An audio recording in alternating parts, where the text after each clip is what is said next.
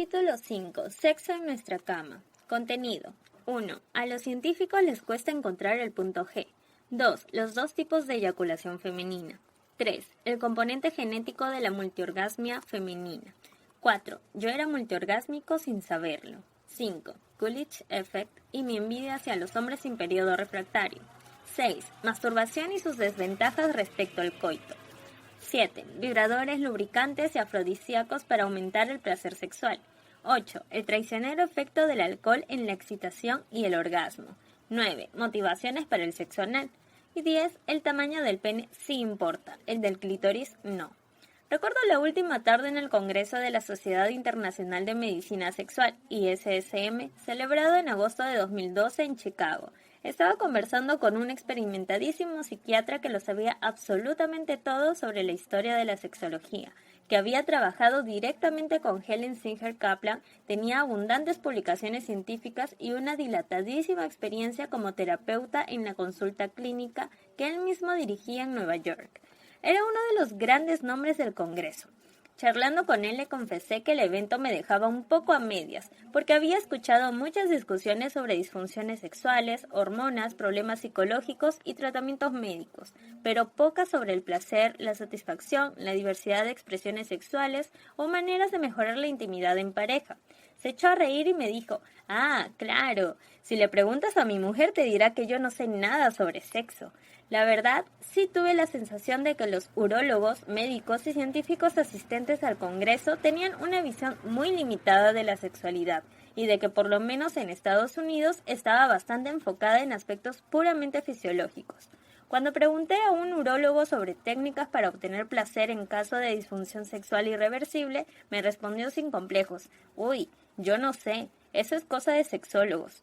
Estos falocéntricos urólogos se dedican solo a que la máquina funcione, que de todas formas no es poco.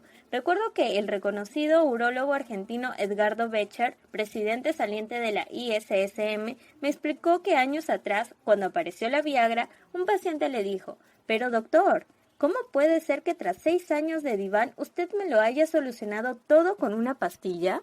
El propio Edgardo insistió en que en su clínica de Buenos Aires los pacientes siempre veían a un psicólogo además de a un médico, y como me dijo una sexóloga venezolana participante también en el Congreso, aquí en Estados Unidos saben mucho de sexualidad pero nada de sensualidad.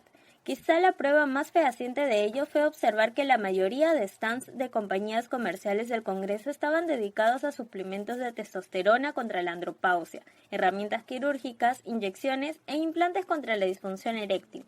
Pero curiosamente la caseta que más visitantes tenía siempre merodeando era la de vibradores femeninos de la marca Lily. Aunque solo ofrecían los modelos de siempre pero más bonitos, a los médicos parecían resultarles lo más novedoso del Congreso por la atención que le prestaban. Por eso, y sin dejar en ningún momento la ciencia de lado, antes de pasar a hablar de disfunciones y problemas sexuales, en este capítulo repasaremos investigaciones menos ortodoxas encaminadas a comprender y mejorar el placer y la experiencia sexual. Y qué mejor inicio que ver si la ciencia nos puede por fin ilustrar un poco mejor sobre este misterioso punto G, del que todo el mundo habla pero que pocos y pocas llegan a conocer. 1. A los científicos les cuesta encontrar el punto G. Pilar no sabe si tiene punto G o no. Lo que sabe ella es que la zona más sensible de su vagina está en la parte frontal y justo a unos 3 o 4 centímetros de la entrada. De hecho, le encanta que en momentos de máxima excitación durante el coito, su novio retire parcialmente el pene y frote con el glande justo en esa zona. En ocasiones es así como alcanza sus mejores orgasmos. Además, a diferencia de cuando tiene un orgasmo estimulando solo el clítoris, con esa presión localizada a veces libera un poco de líquido. Lo ha comentado con otras amigas y no a todas les ocurre. La respuesta sexual femenina es tremendamente diversa. Pilar sí tiene lo que, fuera de las disquisiciones académicas y terminológicas, todos entendemos por el punto G, una zona en la pared vaginal notablemente más erógena que el resto. Hay quien todavía dice que es un mito, pero poniéndole nombre o no, según una encuesta estadounidense, el 84% de las mujeres dicen que sí creen tener un área más o menos localizada en el interior de la vagina, cuyo contacto les genera más placer. Lo que ocurre es que los científicos andan desconcertados, porque llevan años haciendo estudios y no encuentran rastro alguno de ninguna unidad anatómica diferenciada. le hace mayor concentración de terminaciones nerviosas, rasgo físico o pequeño órgano en la pared vaginal, a la que pueden atribuir esta mayor sensibilidad. Eso ha llevado a los investigadores más escrupulosos a afirmar que el punto G es una invención ensalzada viralmente por los medios de comunicación. Beverly Whipple, la sexóloga que a principios de los 80 acuñó el nombre de punto G, discrepa rotundamente. «Claro que existe», me responde Beverly cuando le menciono dicho escepticismo. Quizá no en todas las mujeres, pero sí en la mayoría. Retirada pero todavía muy activa en campañas para promover la salud y la satisfacción sexual de las mujeres, la emblemática Beverly Whipple me dice: «Nosotros nunca hemos defendido que el punto G sea una especie de órgano o unidad anatómica diferente, sino solo un punto de máxima sensibilidad que, estimulando de manera correcta, puede inducir a orgasmos más fácilmente. Y eso es innegable que existe». De hecho, fue en sus primeros estudios fisiológicos a finales de los 70 que Whipple y su colaborador John Perry observaron que muchas mujeres decían tener esta especie de zona más erógena en la parte frontal de la vagina. Buscando bibliografía médica sobre el tema, descubrieron que en 1950 el médico alemán Ernest Grafenberg ya había sugerido la existencia de un área de 1 o 2 centímetros de grosor que, según sus textos, inducía orgasmos por estimulación mecánica directa. Whipple le puso el nombre de punto G en referencia al Dr. Grafenberg y en 1982 publicó el bestseller El punto G y otros descubrimientos sobre la sexualidad humana. El Kama Sutra y otros textos indios del siglo XXI ya mencionaban puntos más sensibles en el interior de la vagina, pero fue a raíz del libro de Whipple cuando el punto G empezó a popularizarse en Occidente, con reacciones iniciales que iban desde la perplejidad absoluta al despliegue mediático hasta la creación de nuevos diseños en vibradores. El escepticismo inicial entre sexólogos se debió en parte a que la existencia de este punto G parecía contradecir a los grandes referentes de la sexualidad, Masters y Johnson. Con sus detalladas investigaciones fisiológicas, William Masters y Virginia Johnson establecieron que todos los orgasmos femeninos requerían la estimulación del clítoris y que en realidad la vagina no era un órgano especialmente sensible. Esto fue abrazado por el movimiento feminista, entre otros motivos porque echaba por tierra las desatinadas ideas presentes desde Freud de que la falta de orgasmos por penetración demostraba inmadurez sexual. Con Masters y Johnson, el clítoris se había convertido en el centro casi exclusivo del placer femenino, pero la llegada del punto G hizo resurgir con fuerza el debate entre orgasmo vaginal y clitoriano. Y por increíble que pueda parecer a todas las mujeres que claramente distinguen entre ambos, 3 décadas de investigaciones después todavía existen discrepancias entre la comunidad científica. En 2012, la revista Journal of Sexual Medicine publicó una revisión de toda la bibliografía científica hasta la fecha sobre eyaculación femenina, orgasmo vaginal, punto G y fisiología de los genitales femeninos, y tras analizar 96 artículos científicos, los autores concluyeron que las encuestas demuestran que la mayoría de las mujeres sí creen que el punto G existe, pero medidas objetivas han fracasado en aportar evidencias fuertes y consistentes de la existencia de un lugar anatómico que pudiera estar relacionado con el punto G. Y añaden: de todas maneras, los testimonios y los estudios fiables sobre la existencia de un área altamente sensible en la parte anterior de la pared vaginal generan la pregunta de si la búsqueda del punto G se ha estado investigando correctamente. En otras palabras, que los científicos podrían haber estado buscando el punto donde no estaba, y no es que no lo hayan intentado. Masters y Johnson estaban equivocados. El orgasmo vaginal sí existe. De verdad que lo del punto G es casi cómico. Quizá la confusión proceda de la palabra punto, que a nosotros nos hace pensar en una especie de botón mágico y a los fisiólogos en una zona de la vagina que tenga algo diferente del resto. Ese algo es lo que llevan años buscando. Lo primero fueron análisis anatómicos para ver si existía alguna especie de órgano, glándula o estructura independiente que pudiera identificarse como el punto G, pero no. De la misma manera que existen la próstata, las papilas gustativas o el tímpano, por encima de la pared vaginal no hay ningún órgano específico responsable de ese placer. Los siguientes fueron estudios histológicos para determinar si dicha área en la pared frontal de la vagina tenía más terminaciones nerviosas que el resto. Pero nada, no parecía haber un punto en la vagina como el glande o el clítoris, que sí tienen mayor concentración de nervios sensoriales.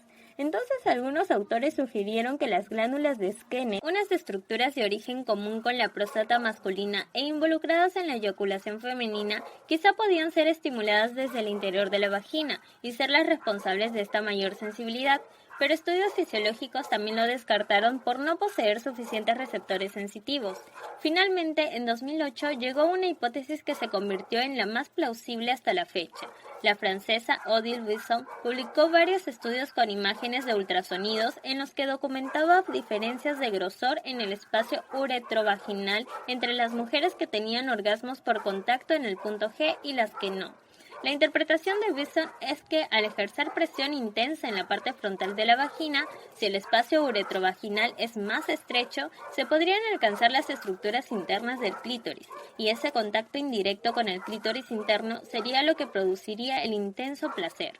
Esta hipótesis es tremendamente interesante. Por una parte explicaría que sí hay una zona más sensible en la vagina, pero por otra implicaría que el punto G, estrictamente hablando, no existe como tal. No habría mujeres que lo tienen y otras que no. Simplemente sería una zona desde la que se puede alcanzar la parte interna del clítoris, y hacerlo dependería del espacio uretrovaginal, de la habilidad del amante y de otros factores diversos.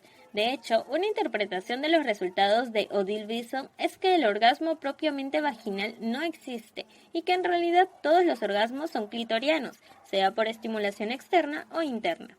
Teniendo en cuenta que el clítoris es un órgano mucho más grande de lo que muestra en su parte exterior, como hipótesis no es descabellada en absoluto.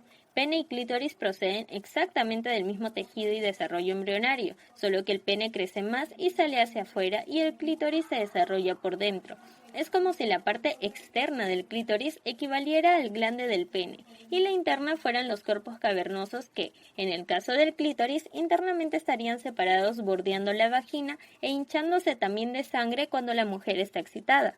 Esta hinchazón, acompañada de una estimulación adecuada y facilitada por un espacio uretrovaginal delgado, sería lo que permitiría alcanzar el punto G, que en realidad sería el cuerpo interno del clítoris. Es obvio que la estimulación directa del glande clitoriano y la penetración se sienten diferentes, pero también los hombres notamos diferencias si solo se acaricia una parte del glande o se ejerce presión fuerte más abajo.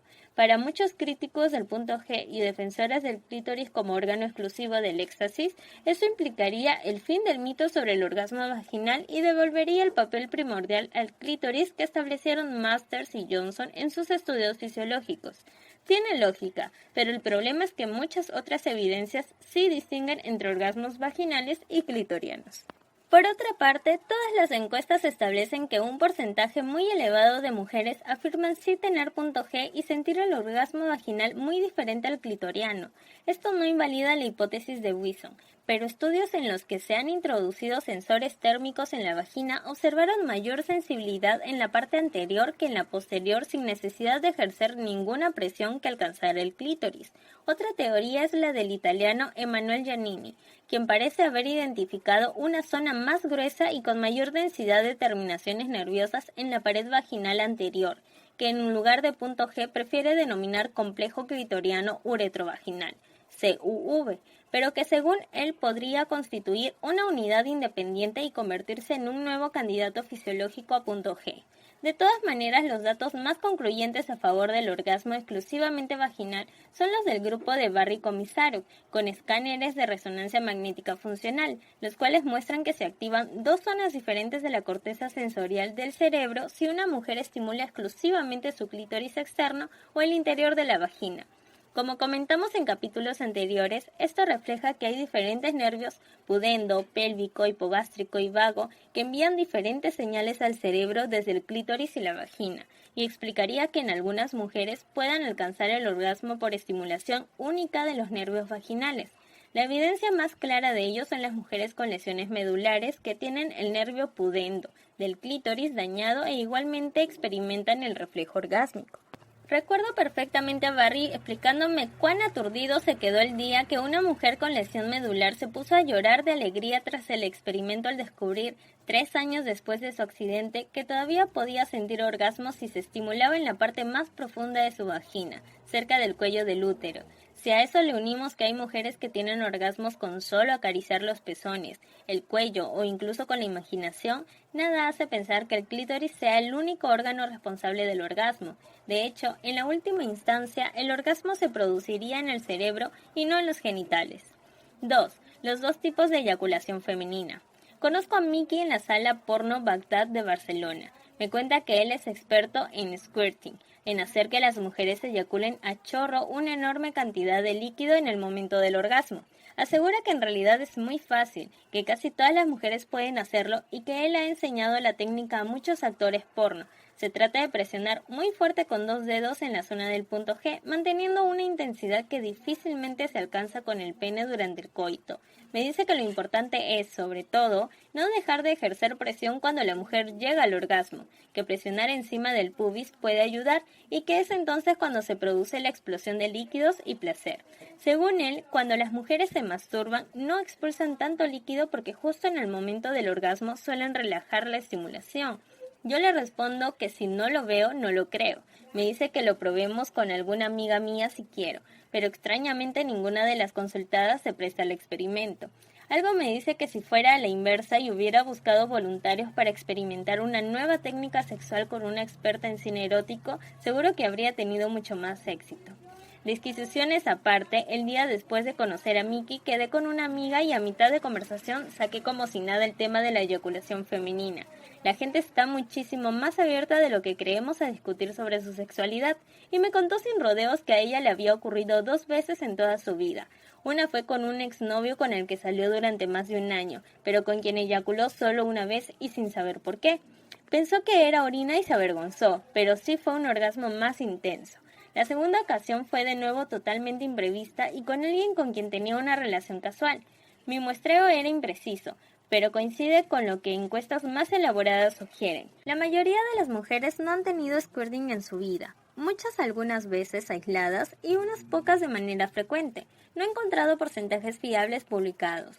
Miki y otros expertos en eyaculación femenina con quien he hablado, como la directora de porno para mujeres Tristán Taormino o el barcelonés José Luis alias Ninja Squirt, aseguran que en gran parte es cuestión de técnica. Pero hagamos un inciso importantísimo. Independientemente de la lubricación vaginal, hay 2 tipos diferentes de eyaculación femenina durante el orgasmo. Ambas eyaculaciones se expulsan por la uretra, pero la primera es una especie de líquido blanquecino y espeso que empieza a salir a borbotones instantes antes del clímax, y la segunda es el mencionado squirting, un líquido mucho más claro que se expulsa en gran cantidad y fuerza en el mismo momento del orgasmo. El primer tipo de eyaculación se observa mejor durante la masturbación, ya que en el coito puede pasar desapercibido como parte de la lubricación. De hecho, hay quien defiende que durante el orgasmo siempre se produce al menos una mínima expulsión de líquidos, pero que, dependiendo de las contracciones en el orgasmo, muy a menudo asciende hacia la vejiga o a la parte interior de la vagina. El squirting es muy diferente, mucho menos frecuente y popularizado de manera real o falseada en las películas porno. Es la repentina y abundante expulsión de líquido transparente que recuerda al orín. Las actrices porno aseguran que no lo es, pero los fisiólogos no ven otro receptáculo que la vejiga donde almacenar tanto líquido. La controversia sobre si es pis o no es tan recurrente que hasta algunos científicos se han propuesto analizar si ambas eyaculaciones son realmente fenómenos separados y si una responde a incontinencia urinaria temporal o es solo cuestión de volumen y dilución. Al fin y al cabo, esto es más fácil de medir que el punto G. A finales de los años 90, el sexólogo Gary Schubach realizó el siguiente experimento. Reclutó a varias mujeres que decían expulsar gran cantidad de líquido durante el orgasmo, les introdujo un fino catéter por la uretra hasta la vejiga y les pidió que se masturbaran. Si el líquido era orina, saldría por dentro del catéter. Si no lo era, saldría por fuera. Schubach observó que en los casos de copiosas cantidades, efectivamente el líquido salía por dentro del catéter, pero que también aparecía por fuera un fluido de una textura diferente. Analizando este último, vio que contenía muchas sustancias parecidas al semen masculino, incluidos enzimas segregados por la próstata masculina como la fosfatasa ácida prostática. El líquido parecía salir de unas glándulas ubicadas al lado de la uretra llamadas glándulas parauretrales o de Skene, que son en origen homólogas a la próstata masculina y que Schubach tildó de próstata femenina. En otra investigación publicada en 2011, el italiano E. Giannini y el mexicano A. Rubio analizaron detalladamente las expulsiones de una única mujer de 43 años que podía producir ambos líquidos. Comparando con su propia orina recogida por la mañana, los autores confirmaron que el líquido abundante y transparente durante la expulsión violenta del squirting contenía urea, ácido úrico y creatinina, que por tanto era mayormente orina diluida proveniente de la vejiga, y que en cambio la sustancia más translúcida y espesa era químicamente diferente. Desde entonces, los pocos estudios que han analizado la naturaleza de la eyaculación femenina coinciden en distinguir la eyaculación producida por las glándulas de Skene del squirting, que sí sería una liberación de orina tremendamente diluida fruto de la relajación muscular. Coincidí con Emanuel Giannini tanto en el Congreso Internacional de Medicina Sexual en Chicago como en el Europeo de Sexología en Madrid en septiembre de 2012. Le hice la gran pregunta, ¿por qué si ya sabemos que el squirting es una liberación de orina, tantas mujeres, muchas de ellas actrices pornos, dicen que no huele y ni tiene color ni sabe como la orina? Durante el acto sexual en ocasiones se pueden producir desajustes en los niveles de una hormona llamada vasopresina, que entre otras funciones es antidiurética y responsable de concentrar orín en los riñones. De hecho, es la razón por la que tras el coito tenemos mucha sed y ganas de ir al baño. Según Giannini, quizá en función de la intensidad del placer o la duración del acto, si los niveles de vasopresina fluctúan mucho, se podría generar una situación temporal y transitoria análoga a la diabetes insípida, en la que aumenta muchísimo la producción de orina en los riñones. En estas condiciones, la vejiga acumularía una enorme cantidad de orina, que estaría tremendamente diluida y que por la tensión muscular durante el orgasmo podría expulsarse incontroladamente. Estaría tan diluida que no la identificaríamos como tal, pero en realidad sí es líquido proveniente de la vejiga que sale por la uretra. Esto no debe incomodar a las mujeres, pues en muchos hombres no generará repelús alguno, sino una fascinación que les recordará algunas imágenes eróticas vistas por internet. Por algo muchas actrices beben grandes cantidades de agua antes de sus escenas. 3. El componente genético de la multiorgasmia femenina. Estoy tomando algo con 3 amigas que se han prestado a hablarme de diferentes aspectos de su sexualidad. Patricia me dice que es multiorgásmica, que si continúa la estimulación después del primer orgasmo, puede al poco tener otro, y solo en ocasiones termina con un intensísimo que le obliga a parar. Eva dice que raramente tiene más de un orgasmo, que cuando se masturba queda satisfecha y no suele sentir la motivación de continuar, y que durante el coito con su pareja puede seguir si él no ha terminado todavía, pero estando bastante menos excitada y lejos de sentirse a punto de repetir enseguida. Es más bien como volver a empezar. Megan, sin embargo, nunca tiene orgasmos solo por penetración. Dice que algunas veces los consigue con posturas donde le es fácil frotar su clítoris con la pelvis de su pareja, o si durante el coito ella misma se estimula el clítoris con un pequeño vibrador, pero que le cuesta horrores llegar al orgasmo y que desde luego nunca ha sentido uno vaginal. ¿Cuál es el origen de las diferencias entre Patricia, Eva y Megan? Megan se indigna cuando le dicen que todo está en la mente, o que tiene que relajarse y dejarse llevar.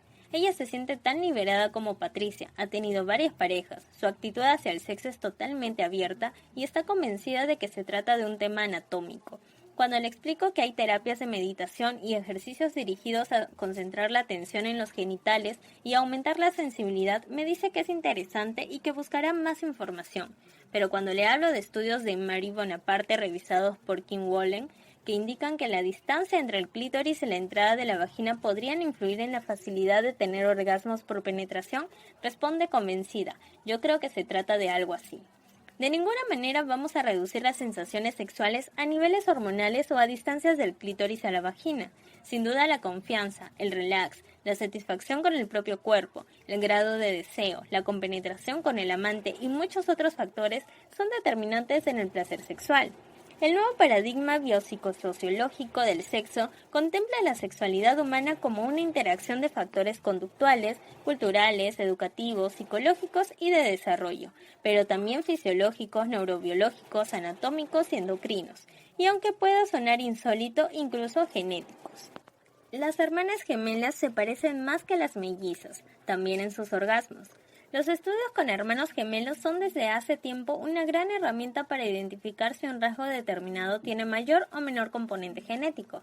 La idea básica es que si el déficit de atención e hiperactividad, por ejemplo, está más correlacionado entre hermanos gemelos idénticos que tienen el 100% de sus genes en común que con mellizos que comparten solo el 50%, entonces este trastorno tendrá cierto componente genético. Por el contrario, si la correlación entre hermanos gemelos con facilidad para la música es la misma que entre mellizos, indicará que se trata de algo principalmente cultural o educativo.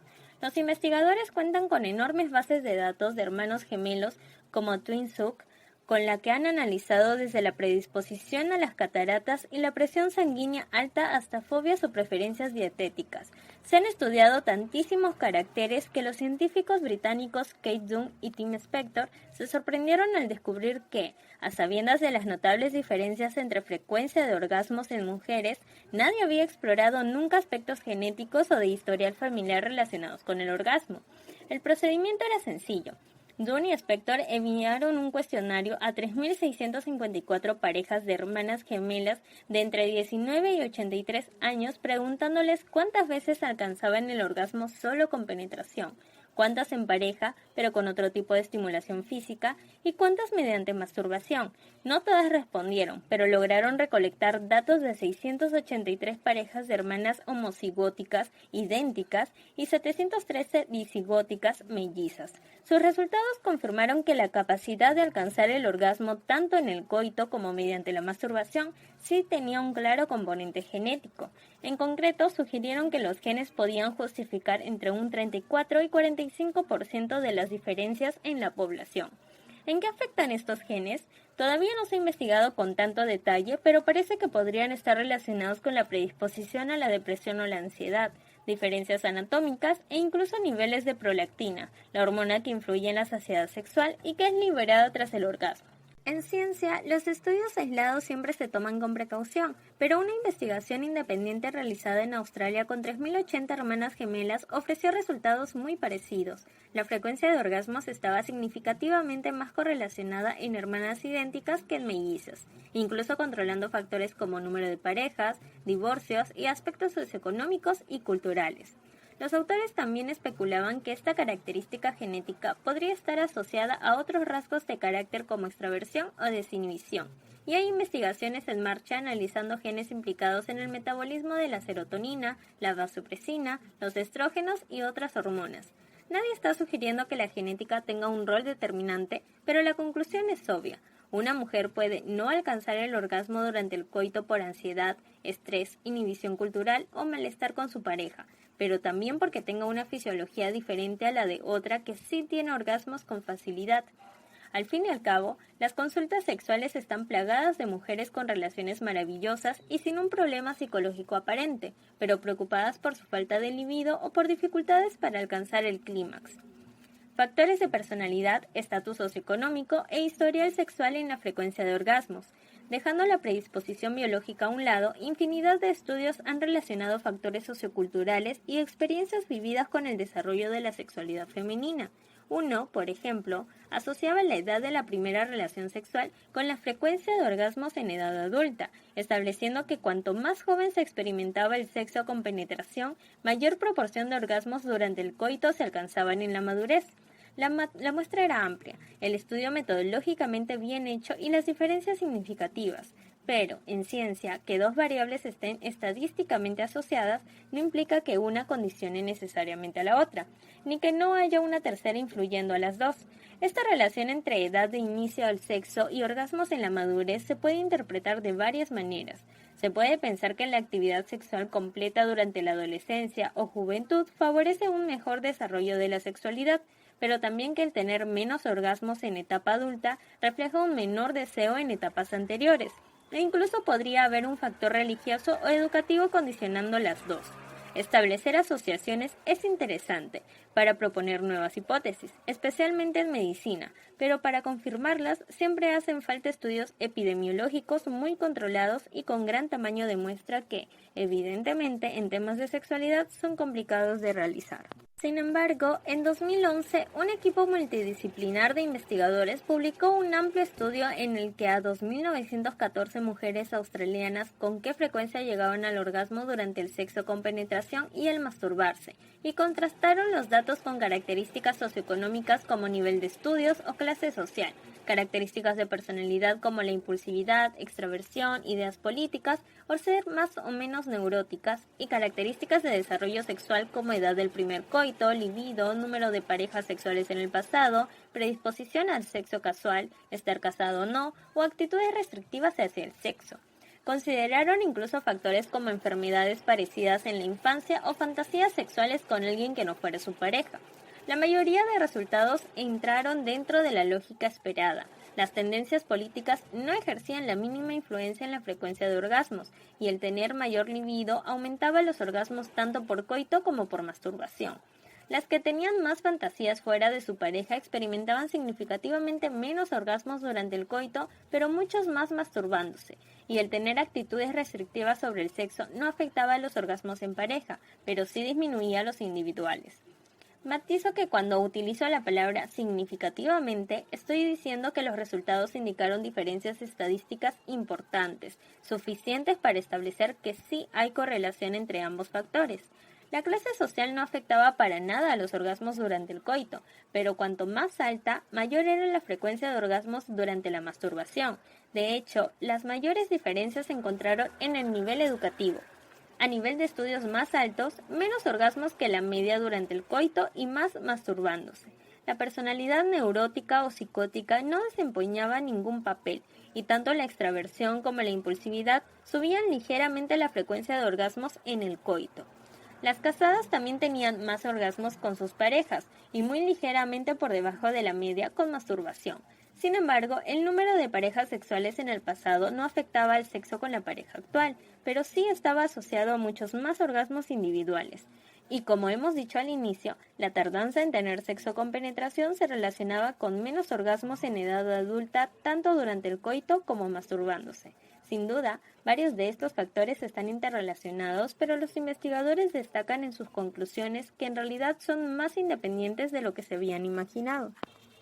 Otros estudios han analizado factores específicos por separado y han asociado menor función orgásmica a diferentes enfermedades, algunos trastornos mentales, insatisfacción, alteraciones hormonales y envejecimiento. Y entre las personas sanas, aspectos como la inteligencia emocional, actitud positiva hacia el sexo, variedad de prácticas sexuales o uso de vibradores y lubricantes representan claramente una mejora significativa. Ni de lejos esto resolverá el misterio del 25 al 30% de mujeres que, como Megan, tienen problemas para alcanzar el orgasmo durante la penetración, o el 10% que casi nunca lo consiguen ni con masturbación. La terapia individualizada continuará siendo la vía más efectiva para tratar cada caso particular, pero la ciencia va desvelando datos que, en manos de los expertos, contribuyen sin duda a una mejor caracterización y diagnóstico de la diversidad sexual, teniendo en cuenta desde la cultura hasta la genética. 4. Yo era multiorgásmico sin saberlo. Antes de escribir este libro, cuando escuchaba a los practicantes de sexo tántrico asegurar que todos los hombres pueden controlar sus músculos eyaculatorios y ser multiorgásmicos, la verdad es que era bastante escéptico. Me imaginaba a alguien haciendo el amor, eyacular y continuar como si nada, y sinceramente no lo veía nada claro. Por eso cuando entrevisté a la pareja de profesores de Tantra, Mark Michaels y Patricia Johnson, una de las cuestiones que quería abordar era ese misterio del multiorgasmo masculino. Introduje el tema con cuidado, pues sabía que a los practicantes de Tantra no les sienta demasiado bien que todo el mundo se interese por este aspecto concreto de su sexualidad, que en realidad ellos consideran secundario. De hecho, el sexo es un aspecto menor de esta filosofía nacida en la India alrededor del siglo V, que guarda estrechos vínculos con el taoísmo, el hinduismo, el budismo y prácticas como la meditación y el yoga, y cuyo objetivo en la pareja es trabajar la conexión emocional, física y espiritual. De hecho, en lo referente al aspecto estrictamente sexual, la finalidad de sus largas sesiones de caricias e intimidad física no es tener muchos orgasmos, sino acumular gran cantidad de energía sexual que, según ellos, vigoriza cuerpo y mente. Esta concentración de energía sexual la consiguen manteniéndose el máximo de tiempo posible en ese estado intensísimo de excitación y sensibilidad extrema preorgásmica, que parece de no retorno, pero que ellos pueden controlar y dilatar de manera que cuando al final se alcanza el clímax, la emisión de energía se experimenta como una liberación. Incluso si se decide evitar el orgasmo, esa energía sexual puede quedarse en el interior del cuerpo y hacernos sentir muchísimo más vitales. Interesante, muy interesante. Pero, ¿para qué engañarnos? Yo lo que quería era aprender a ser multiorgásmico. La sorpresa fue mayúscula. Ya era multiorgásmico sin saberlo. De verdad, esta fue una de las grandes revelaciones durante la preparación de este libro. Yo ya había sido multiorgásmico en el pasado. Lo que ocurría es que mis multiorgasmos habían pasado desapercibidos. Me explico. La clave está en el punto de no retorno, ese momento en que en los hombres se produce un aumento de sensibilidad genital, notamos la inmediata llegada del orgasmo y sabemos que eyacularemos automáticamente a los pocos segundos aunque detengamos cualquier estimulación. Sí, es justo ese punto que a veces aparece por sorpresa antes de lo previsto y genera un considerable fastidio. A casi todos nos ha pasado. Con el tiempo uno aprende a controlar ritmos, a saber en qué posturas la fricción nos excita demasiado, a utilizar los recursos de pensar en la nevera, en el jefe o recrear en la mente cualquier imagen que minimice la excitación. Sí, chicas, por patético que resulte, muchos hombres recurren a pensamientos inhibitorios para intentar, normalmente sin éxito, retrasar la eyaculación. Cuando todo esto falla y notamos que se aproxima el punto de no retorno, otra opción es ingeniárselas para salir, parar unos segundos con la excusa del cambio de postura, comprimir los músculos pélvicos, sentir una especie de pulsaciones relativamente placenteras en el pene que puedan ir acompañadas de la expulsión de unas gotitas de líquido, notar a continuación un poco más de relajación y sin perder la erección poder volver al coito casi como si se empezara de nuevo. Muy bien, pues justo esto es ser multiorgásmico. La enorme diferencia entre mis pulsaciones pseudoorgásmicas y las de los practicantes de sexo tántrico era que ellos sabían reconocerlas, ensalzarlas y disfrutar del momento. Durante mis orgasmos encubiertos yo estaba luchando por inhibir el placer y evitar la eyaculación. En cambio, ellos habían aprendido a controlar este proceso, a dominar su musculatura pélvica responsable de la eyaculación y a ser capaces de vivir el momento de manera intensa, distribuyendo la tensión sexual por todo el cuerpo en lo que ellos llaman un orgasmo corporal, y evidentemente continuar si lo deseaban. La diferencia entre una experiencia y otra era abismal, y esto es lo complicado de alcanzar y lo que requiere entrenamiento. En realidad, lo difícil no es ser multiorgásmico, sino conseguir experimentarlo como algo extremadamente placentero sin que desencadene la eyaculación. No pretendo hablar de mi vida, pero el día en que tras varias pruebas de repente noté esas pulsiones escaparse de los genitales y subir por el cuerpo generando escalofríos incluso en los brazos, me pareció estar sintiendo algo que ya me habían descrito algunas mujeres. Los tántricos hablan de dirigir la energía sexual hacia el interior del organismo distribuyéndola por todos los chakras del cuerpo e impregnando su espíritu. Está bien, cada uno utiliza su lenguaje y al final todos nos referimos a lo mismo, pero lo que está claro es que necesitamos un control mental para focalizar nuestra atención y sensibilidad en otras zonas fuera del área genital que se puede entrenar y que no es nada místico. Los orgasmos sin eyaculación son claramente menos intensos, pero de verdad el cuerpo queda en un estado de mayor sensibilidad, no se pierde ni un ápice de erección. Se puede continuar con energía renovada y el último orgasmo en el que nos liberamos de todo se vive con mucho más placer.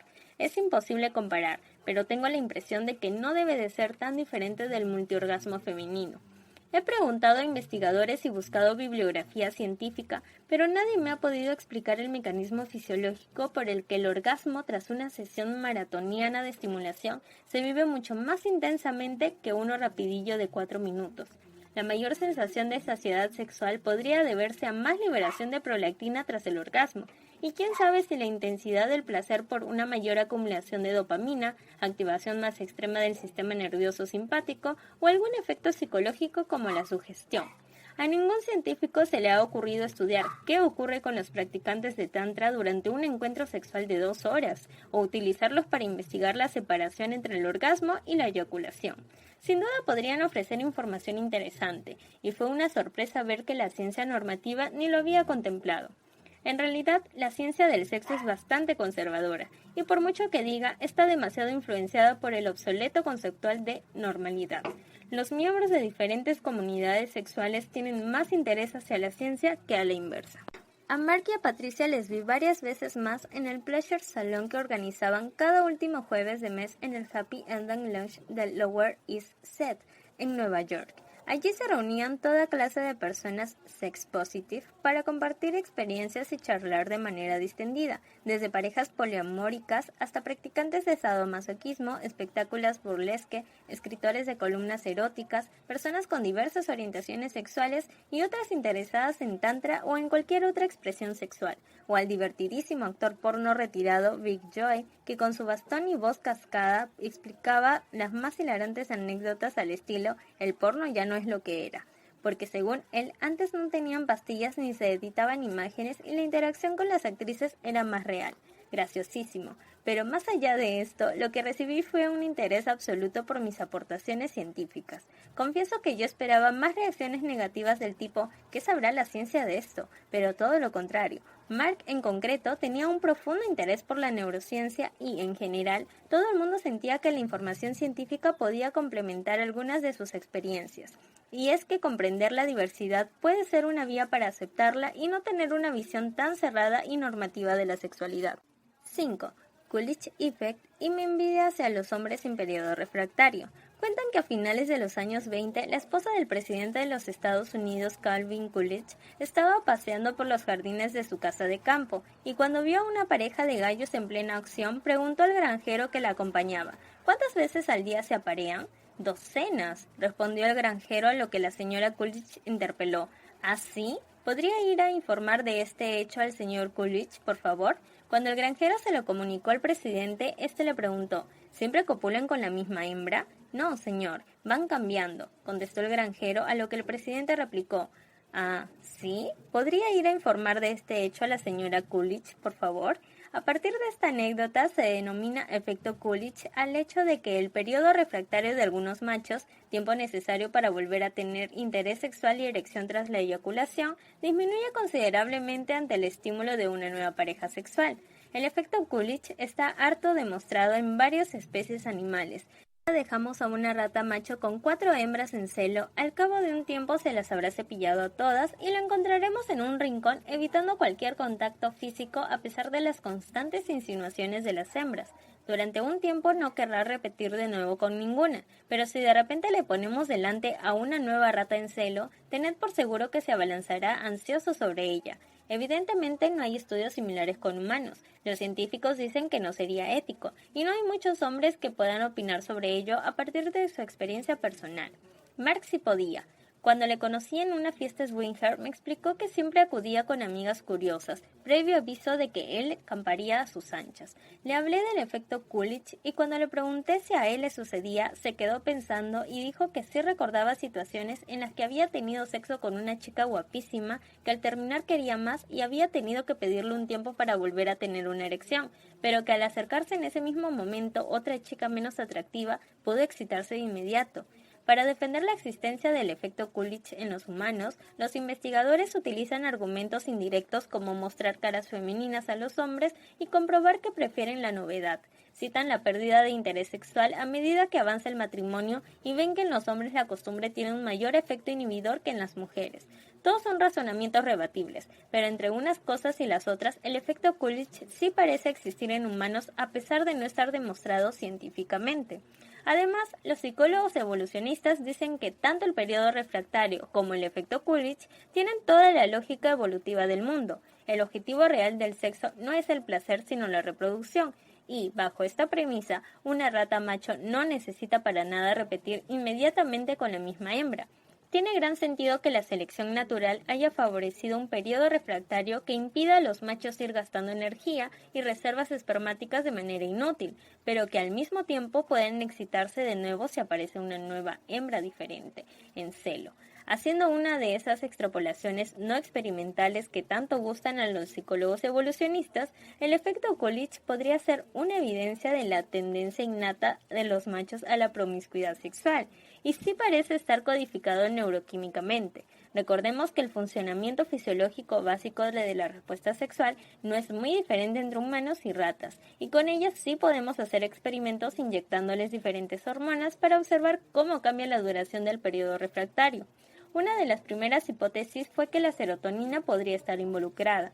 Sabiendo que los fármacos antidepresivos que actúan aumentando los niveles de serotonina generan problemas de erección, prolongan el orgasmo y alargan el tiempo necesario para volver a tener una erección tras eyacular, se realizaron estudios con ratas que sí comprobaron que la disminución de serotonina puede acortar el periodo refractario y a la inversa. Pero no es lo único. También se sospechó de la dopamina y las hormonas adrenérgicas. La adrenalina es la hormona que activa el metabolismo y constantes vitales de nuestro cuerpo, y la dopamina hace lo propio con nuestra mente. La dopamina es la hormona de la motivación y la euforia que segregamos cuando de repente vemos o imaginamos un estímulo que queremos conseguir, y perfectamente podría segregarse al ver una hembra nueva contribuyendo a acortar el periodo refractario. De nuevo, experimentos con ratas confirman que tanto el aumento de los niveles de dopamina como de noradrenalina reducen el tiempo necesario para una nueva erección. Bien, pero esto todavía no explica la existencia del fastidioso efecto refractario y esa misteriosa y súbita pérdida de interés y excitación sexual tras el orgasmo masculino, y en algunos casos femenino, como veremos en unos párrafos. Aquí es donde la prolactina entra en escena. Conscientes de que en las situaciones de hiperprolactinemia se genera una pérdida significativa de deseo sexual y que la prolactina es segregada a enormes cantidades tras el orgasmo masculino y femenino, varios investigadores pensaron que esta hormona podía ejercer un papel crucial en la regulación del periodo refractario.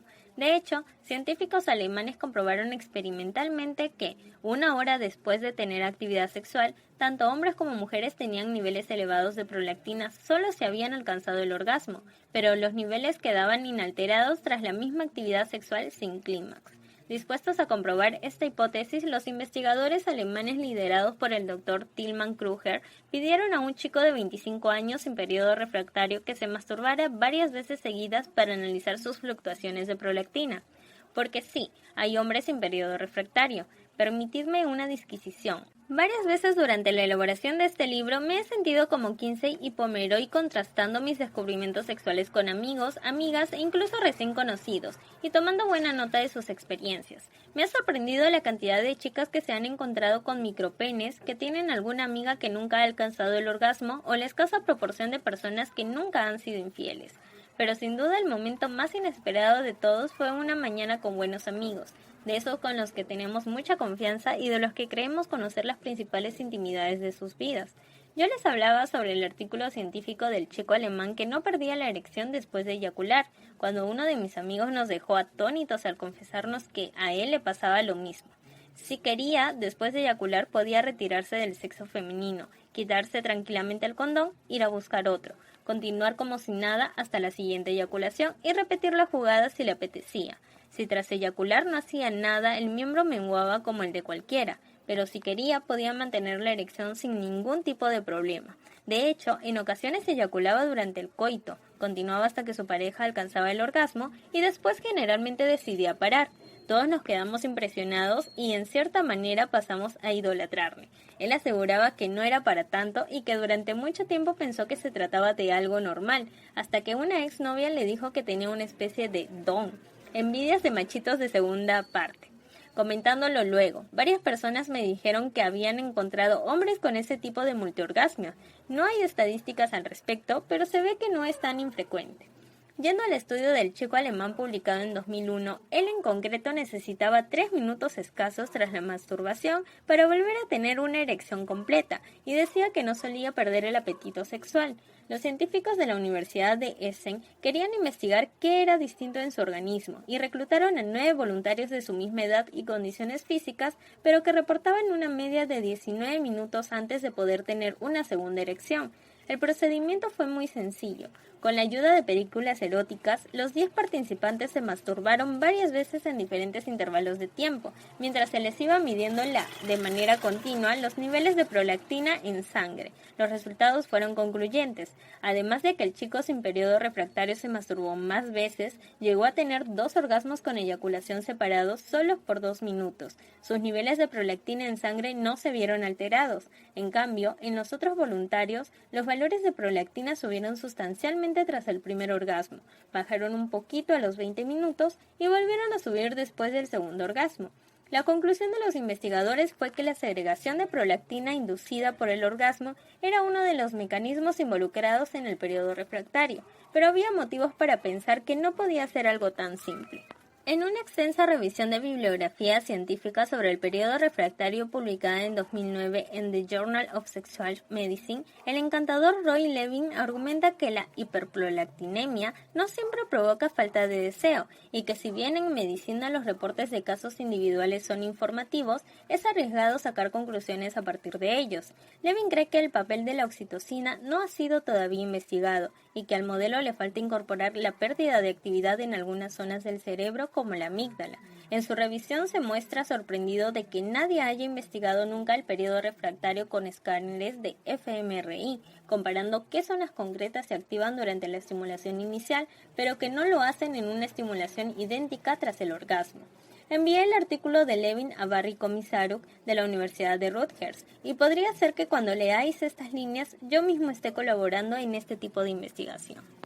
El periodo refractario también existe en mujeres, pero lo que de verdad sorprendió más a Levin fue la ausencia total de investigaciones sobre el periodo refractario en mujeres. Claro que hay muchas mujeres multiorgásmicas cuya excitación tras el clímax disminuye solo un mínimo, y si continúa el estímulo correcto pueden volver a tener otro orgasmo rápidamente, pero también hay muchas mujeres que tras el orgasmo sienten una incómoda hipersensibilidad en el clítoris parecida a la del glande en los hombres, acompañada de una petición de no continuar a sus parejas.